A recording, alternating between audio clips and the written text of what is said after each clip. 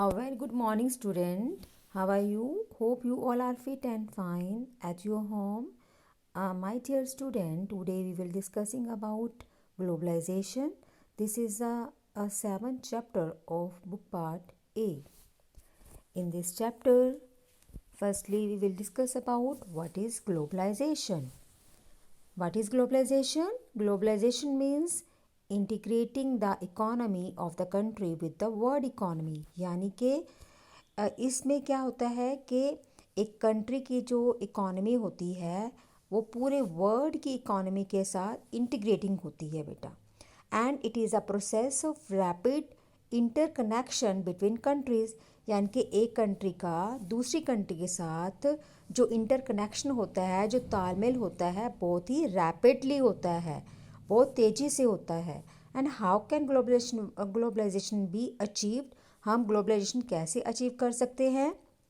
It can be achieve through foreign trade and foreign investment. हम ये कब achieve कर सकते हैं? जब हम फॉरेन ट्रेड में इन्वेस्ट करेंगे और जो है फॉरेन इन्वेस्टमेंट करेंगे, फॉरेन ट्रेड करेंगे बाय मल्टीनेशनल कंपनीज थ्रू बेटा. ओके, तो इसको हम बोलते हैं ग्लोबलाइजेशन.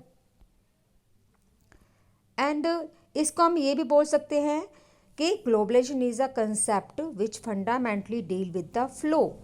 अब फ्लो क्या है? कहते हैं जो फ्लो के साथ डील करता है उसको हम ग्लोबलाइजेशन बोलते हैं. वो कंसेप्ट जो के फ्लो के साथ डील करता है, जैसे कि flow of commodities, flow of capital, flow of ideas.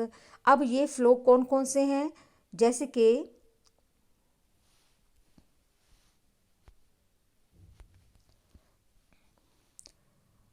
idea moving from one part to the word to another, capitals turned between one place to another place. Okay, and commodities being traded across border and people moving in search of better placement in different part of the world.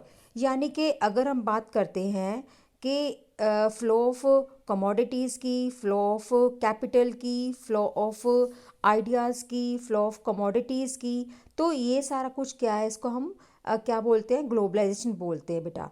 A commodity being traded across border, यानी कि एक border से दूसरे border तक people move करते हैं अपने better placement के लिए, बेटर जॉब के लिए, बेटर एजुकेशन के लिए, और ये different part of the world करते हैं बेटा.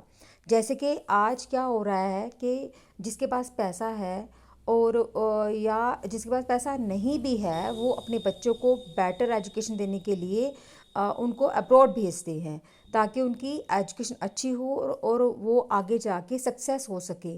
और जिनके पास पैसा है तो अपने बच्चों को वो बेटर एजुकेशन के लिए वो भी फॉरेन कंट्रीज़ में भेजते हैं. वहाँ से एमबी कराते हैं, एमसी कराते हैं, अलग अलग डिग्री कराते हैं, डॉक्टर की जो स्टडी होती है वो वहाँ से करवाते हैं, इंजीनियर बनते हैं ताकि वो अगर वहाँ से पैसा कमा सकें. ठीक है. और कुछ लोग ऐसे होते हैं कि बेटर जॉब के लिए, मतलब यहाँ पर तो अच्छी जॉब नहीं मिलती है इंडिया में, तो वहाँ अच्छी जॉब मिलती है, वहाँ अच्छा पैसा है, तो वहाँ जॉब के लिए जाते हैं. और कई जो लोग होते हैं मतलब जो है वो घूमने के लिए, ट्रैवल करने के लिए जाते हैं 1 या 2 मंथ वीज़ा के ऊपर बेटा. Okay. And causes of globalisation, क्या कॉजेज़ है ग्लोबलाइजेशन के? First is technology, innovation and advancement. देखो बेटा, इसके क्या कारण हो गए ग्लोबलाइजेशन के? आप जो टेक्नोलॉजी है वो बहुत ज़्यादा डेवलप हो चुकी है, बहुत ज़्यादा एडवांस हो चुकी है. और जैसे आप देखते हो कि आप घर बैठे ही ऑनलाइन स्टडी करते हो, ऑनलाइन आप ट्रेड करते हो, ऑनलाइन आप जो है बिजनेस कर रहे हो बेटा.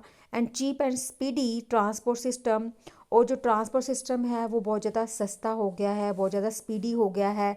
पहले आप कैसे जाते थे? पहले आप पैदल मार्च करते थे, ठीक है, कहीं भी जाना होता था. और या फिर आपके पास जो बैलगाड़ी होती थी उस पे जाते थे, कैमल गाड़ी होती थी उस पे जाते थे. लेकिन आज जो है आप बस में ट्रैवल करते हो, अपनी अपनी व्हीकल से, अपनी कार से ट्रैवल करते हो बेटा. और ट्रेन से ट्रैवल करते हो आप, जो है बाय एयर ट्रैवल करते हो, बाय वाटरवेज ट्रैवल करते हो. तो बहुत सारे स्पीडी ट्रांसपोर्ट हो गए हैं बेटा. ट्रेड लिबरलाइजेशन, अब ग्लोबलाइजेशन की वजह से क्या हो गया है कि जो ट्रेड मतलब जो एक स्टेट से दूसरे स्टेट में, या जो ट्रेड बैरियर्स थे, मतलब जो टैक्स लगाए जाते थे एक स्टेट से दूसरे स्टेट तक, वो अब रिमूव कर दिए गए हैं। और मतलब बहुत ज़्यादा कम कर दिया गया है, और बहुत ज़्यादा इनके फ्री मार्केट प्रोवाइड कर दी गई है, ताकि आप जो है एक स्टेट से दूसरे स्टेट, एक कंट्री से दूसरी कंट्री, आप जो है इंटरनेशनल ट्रेड कर सकें। तो लिबरलाइजेशन का मतलब होता है करों में, यानी कि जो इंटरेस्ट रेट है या फिर आपको जो टैक्स लगाया जाता है उसके ऊपर छूट देना। ट्रेड लिबरलाइजेशन हो गया। And growth of MNC, multinational companies जो है आजकल डेवलप कर रही हैं, और फॉरेन कंट्रीज़ के जो लोग हैं इंडिया में आके पैसा इन्वेस्ट कर रहे हैं, अपनी कंपनीज एस्टेब्लिश कर रहे हैं, जिसमें क्या हो रहा है कि हमारे इंडिया के लोगों को एम्प्लॉयमेंट तो मिल ही रही है, और लेकिन मतलब एम्प्लॉयमेंट तो मिल ही रही है, ये अच्छी बात है, लेकिन इसके लिए इसके नुकसान भी बहुत ज़्यादा है बेटा। क्योंकि पोल्यूशन बढ़ रहा है, किसकी वजह से बढ़ रहा है? ये बहुत सारी जो इंडस्ट्रीज़ लग रही हैं, क्योंकि फॉरेन कंट्रीज़ के लोग जो है वहाँ पर बहुत ज़्यादा रूल्स एंड रेगुलेशंस होते हैं, वहाँ पर पोल्यूशन नहीं होता है, हमारे इंडिया में पोल्यूशन है बेटा। तो कहीं ना कहीं जो मल्टीनेशनल कंपनीज हमारे इंडिया में जो लग रही हैं, वो उसका जो हमें बेनिफिट तो मिल रहा है, लेकिन उसके बहुत सारे जो डीमेरिट्स भी हैं बेटा। And increase in capital mobility, अब क्या पैसा जो है, आप देखो यहाँ बैठे हुए हो, आप अपनी मनी की जो है ट्रांसफ़र कर सकते हो, फॉरेन कंट्री में ट्रांसफ़र कर सकते हो, फॉरेन कंट्री से मनी आपके पास आ सकती है। तो इस तरह से ये भी ग्लोबलाइजेशन के थ्रू हुआ है। एंड आउटसोर्सिंग, यानी कि आप लोग जो है दूसरे सोर्सेज को एंजॉय करें, दूसरे सोर्सेज जो है आपके पास आपके घर में ऐसे पहुंच रहे हैं, जैसे कि आपके घर के पास ही हों, या आपके इंडिया में ही वो सोर्सेज अवेलेबल हों बेटा। आपके पास ऑनलाइन सर्विस है, आपके पास कोई भी चीज़ आपको चाहिए होती है तो आपके पास घर में ही आपके पास पहुंच जाती है, ठीक है, ऑनलाइन सर्विस के थ्रू बेटा। अब जो है कॉन्सिक्वेंसेस ऑफ ग्लोबलाइजेशन, क्या परिणाम है ग्लोबलाइजेशन के बेटा? फर्स्ट देखो, इसके पहले है इसके पॉजिटिव इम्पैक्ट भी हैं एंड नेगेटिव इम्पैक्ट भी हैं। अगर पहला जो है इकोनॉमिक कॉन्सिक्वेंसेस के बारे में पढ़ेंगे, तो इसके जो है पॉजिटिव इम्पैक्ट भी हैं एंड नेगेटिव इम्पैक्ट भी हैं। अगर हम इसके पॉजिटिव इम्पैक्ट के बारे में पढ़ते हैं, तो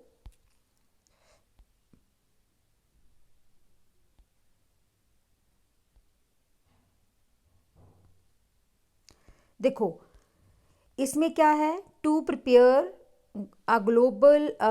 global policy by the political leader. देखो पॉलिटिकल कॉन्सिक्वेंस क्या निकलते हैं कि जो ग्लोबल पॉलिसी है वो पॉलिटिकल लीडर्स के द्वारा प्रिपेयर की जाती है। And health seminars run by WHO, और हेल्थ सेमिनार जो हैं वो वर्ल्ड हेल्थ ऑर्गेनाइजेशन के द्वारा जो है वो रन किए जाते हैं, चलाए जाते हैं।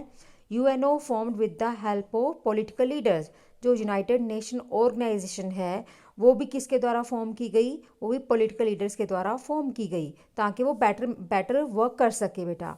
And all countries work together for any problems like tsunami, epidemics, terrorism, और बहुत सारी जो कंट्रीज़ हैं वो इकट्ठे होके ऐसी प्रॉब्लम को सॉल्व करने की कोशिश कर रही हैं, जिसको एक कंट्री सॉल्व नहीं कर सकता।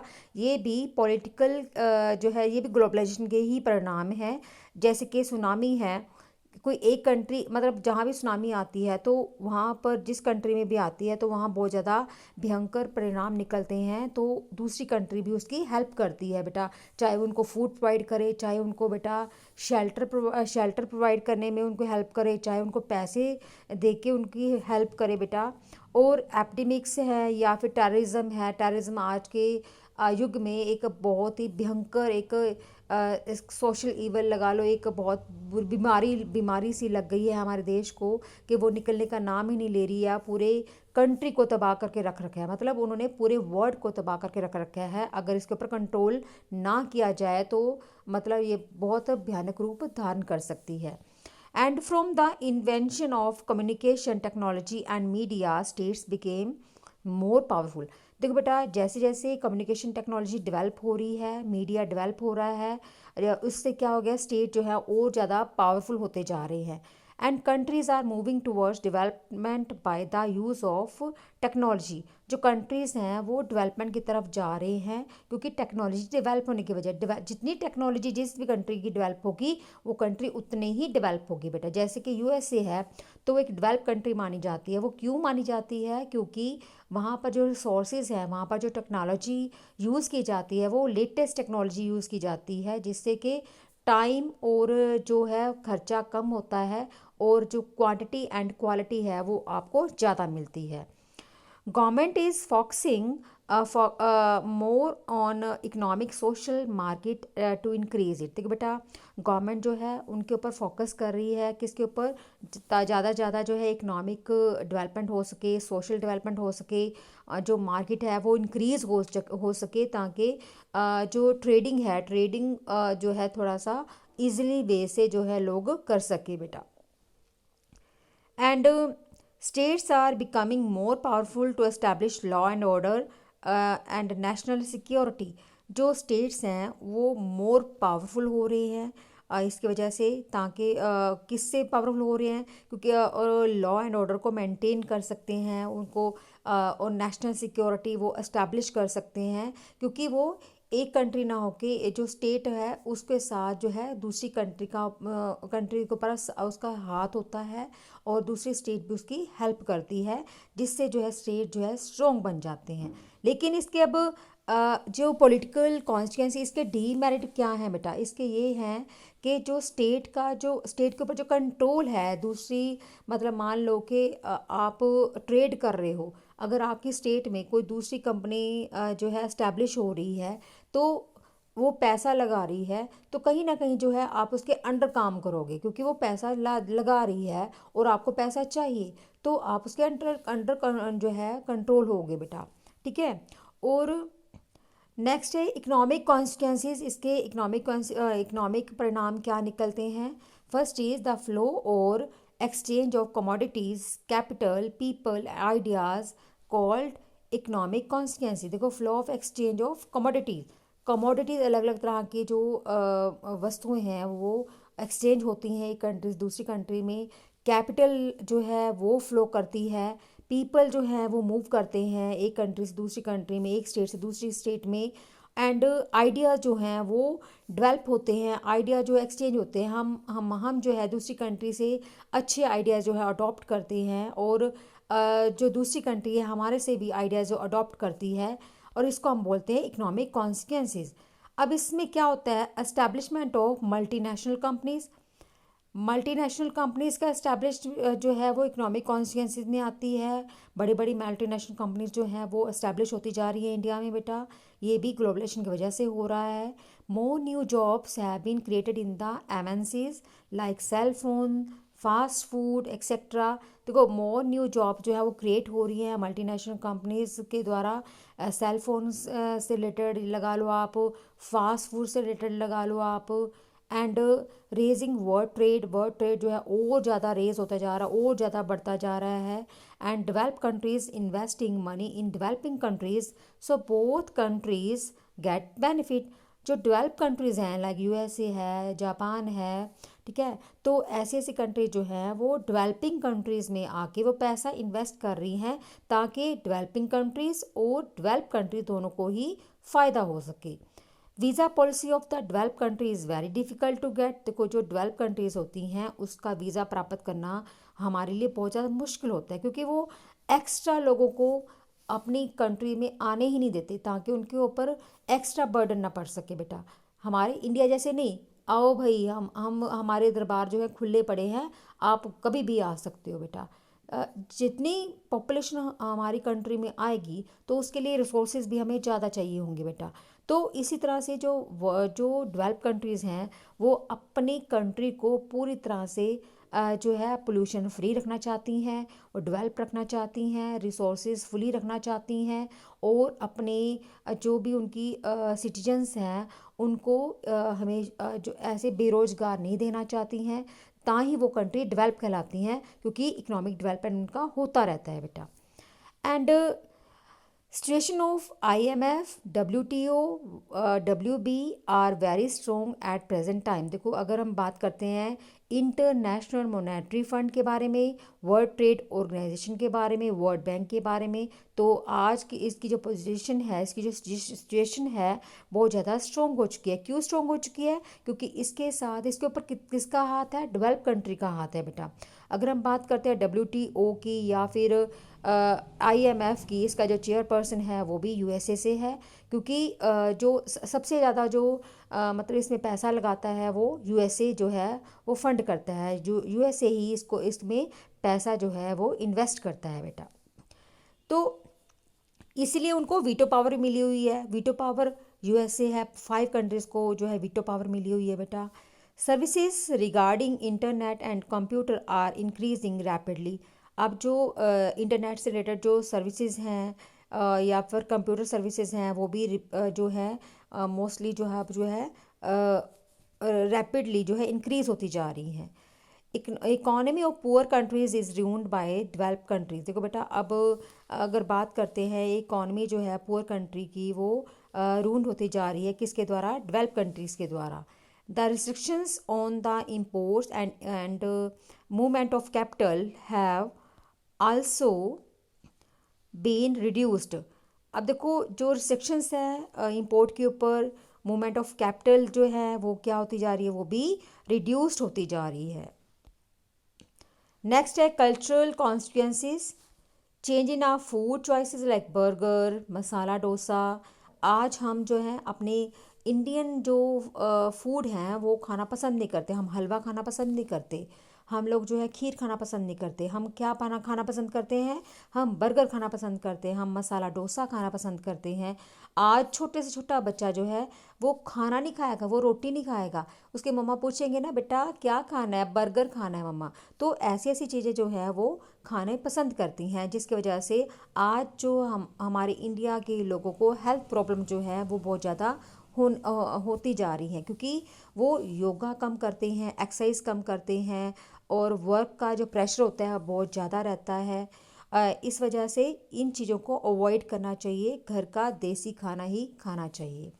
चेंज इन द लाइफस्टाइल, हमारे जो लाइफस्टाइल है वो चेंज होते जा रहा है। हमारे ऊपर वेस्टर्न कल्चर का जो बहुत ज़्यादा इम्पैक्ट पड़ गया है। And change in the wearing clothes like blue jeans wear all round the world. आज जो है हमने जो USA से जो हमें पसंद है और जो अडॉप्ट की है, जैसे ब्लू जीन्स है, हम जो चाहे वो लड़की है, चाहे वो औरत है, चाहे वो मर्द है, चाहे वो लड़का है, तो वो हर जो है उम्र के जो लोग हैं वो जीन्स को पहनना पसंद करते हैं। और अगर हम बात करते हैं हमारे खादी कपड़े को, जो कि USA के द्वारा, फॉरेन कंट्री के द्वारा पसंद किया गया है, उनको अडॉप्ट किया गया है, तो वो कितना डालते हैं? क्योंकि उसको अफोर्ड करना बहुत मुश्किल होता है, क्योंकि वो बहुत ज़्यादा कीमती है, मतलब उस बहुत ज़्यादा कॉस्टली है। In India, everyone wears it, but in some people wear khadi kurta on jeans, जिनके बहुत ही कम लोग हैं जो खादी कपड़ा यूज़ करते हैं। And we are adopting western culture more and they are adopting very less. हमने वेस्टर्न कल्चर को बहुत ज़्यादा अडॉप्ट कर लिया, लेकिन फॉरेन कंट्री ने वेस्टर्न हमारे कल्चर को ज़्यादा अडॉप्ट नहीं किया। वो अपने कल्चर को लेके आगे बढ़ रहे हैं, ना कि दूसरी कंट्रीज़ के कल्चर को लेके आगे बढ़ रहे हैं। And we are celebrating their festivals more like Christmas, Valentine day. ये जो क्रिसमस डे मनाते हैं हम लोग, वैलेंटाइन डे मनाते हैं, बड़े धूमधाम से मनाते हैं, जबकि ये जो हैं ये हमारे कल्चर में नहीं है। हमारे कल्चर में जो है हमारा जो फेस्टिवल है, दिवाली है, लोहड़ी है, होली है, ये त्यौहार मनाए जाते हैं। जबकि वेस्टर्न जो कंट्रीज़ हैं वो क्रिसमस को बड़े ही अच्छे तरीके से मनाते हैं, और ये चीज़ें हमने भी मनानी शुरू कर दी, क्योंकि हमने उनका कल्चर भी अडॉप्ट कर लिया, उनके फेस्टिवल भी अडॉप्ट कर लिए हैं। ट्रेंड ऑफ फॉरेन मूवीज़, हम इंग्लिश मूवीज़ देखना पसंद करते हैं, और जबकि मतलब हमें लगता है कि अगर हम इंग्लिश मूवी देखेंगे तो हमें ज़्यादा अहमियत मिलेगी, हम मतलब जो है हमारी रेपुटेशन ज़्यादा बढ़ेगी कि हमने इंग्लिश मूवी देखी है। ठीक है, चाहे इंग्लिश आती हो चाहे ना आती हो।